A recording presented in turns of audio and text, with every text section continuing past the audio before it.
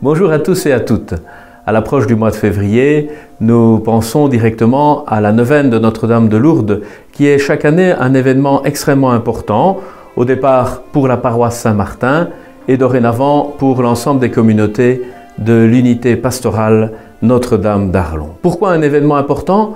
Parce que pendant 9 jours, nous prenons un peu du temps pour cheminer, méditer, prier, prendre la main de Marie pour nous laisser guider vers son Fils Jésus.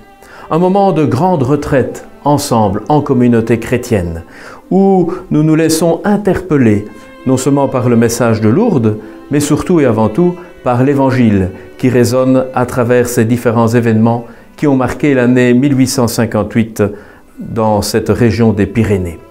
Alors cette année, le thème pastoral des sanctuaires, c'est « Allez dire aux prêtres ». Plus précisément, il reprend cette phrase étonnante adressée par Marie à Bernadette. En effet, le 2 mars 1858, comme chaque jour, la jeune Soubirous se présente à la grotte de Massabielle. Il y a déjà 1650 personnes qui l'attendent. Elle est munie d'un cierge et très vite son visage s'illumine. Elle se marque d'un signe de la croix et on sent d'emblée qu'elle vit un moment d'intimité, de complicité avec cette belle dame qui, depuis quelques jours déjà, vient à sa rencontre. Et puis, tout à coup, se passe un événement nouveau. La voici investie de mission.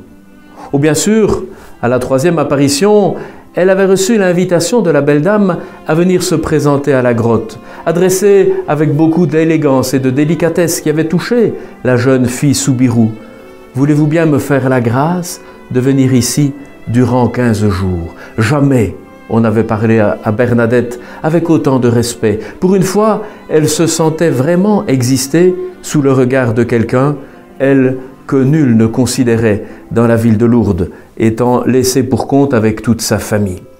Mais désormais, un événement nouveau surgit. Il ne s'agit plus simplement de venir à la grotte, mais la voici investie de mission par la belle dame. Allez dire aux prêtres que l'on bâtisse ici une chapelle et qu'on y vienne en procession.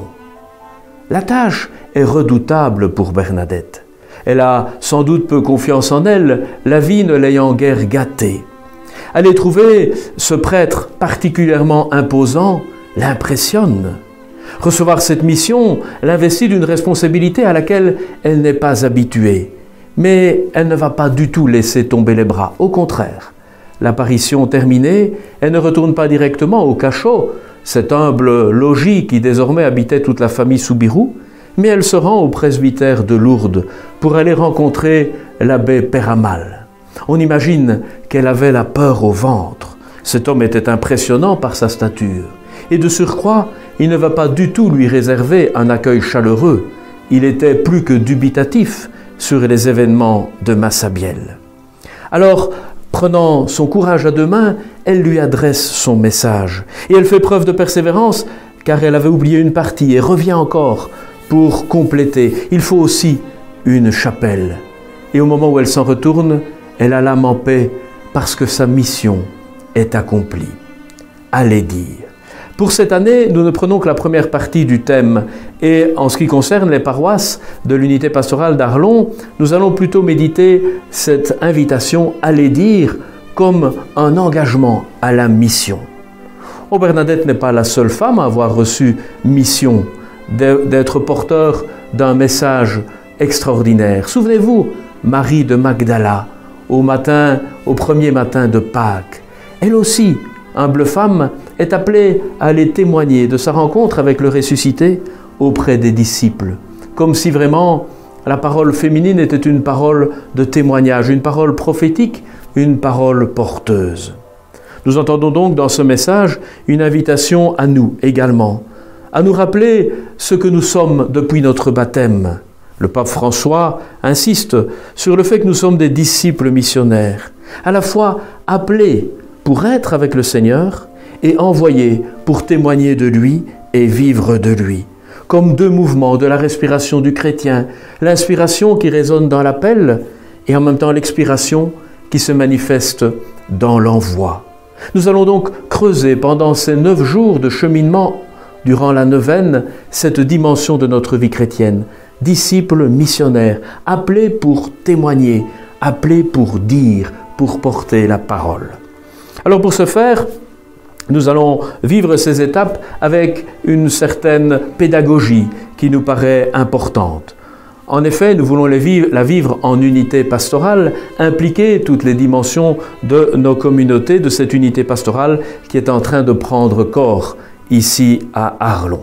Nous débuterons la neuvaine le 3 février prochain, jeudi à 18 h, en l'église Saint-Martin, par la procession au flambeau et la méditation du chapelet, suivi de l'Eucharistie, présidée par l'abbé Philippe Goffinet, directeur des pèlerinages namurois, et qui évoquera et introduira au thème.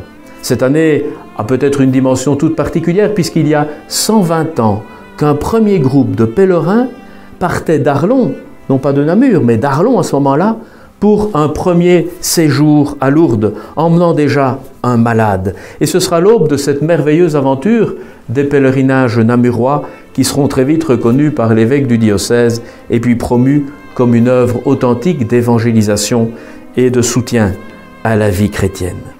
Ensuite, chaque jour, nous nous retrouverons soit à Saint-Bernard ou à Saint-Martin pour cette méditation du chapelet qui sera proposée par un intervenant chaque fois différent de nos différentes communautés. Et puis également, nous aurons un témoignage ou une prédication qui évoquera les différentes dimensions du thème.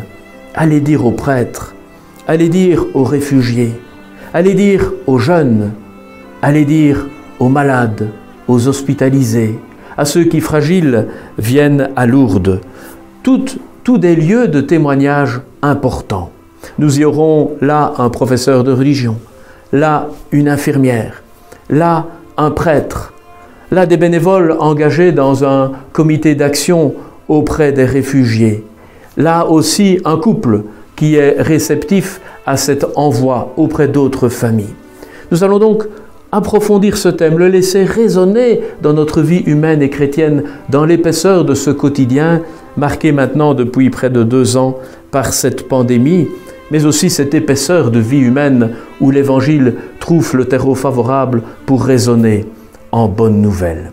Donc je vous invite à être attentif à ces différents rendez-vous. Vous pourrez bien sûr y venir, y participer, soit chaque jour pour que ce soit un cheminement, soit ponctuellement en fonction de vos obligations et de vos disponibilités.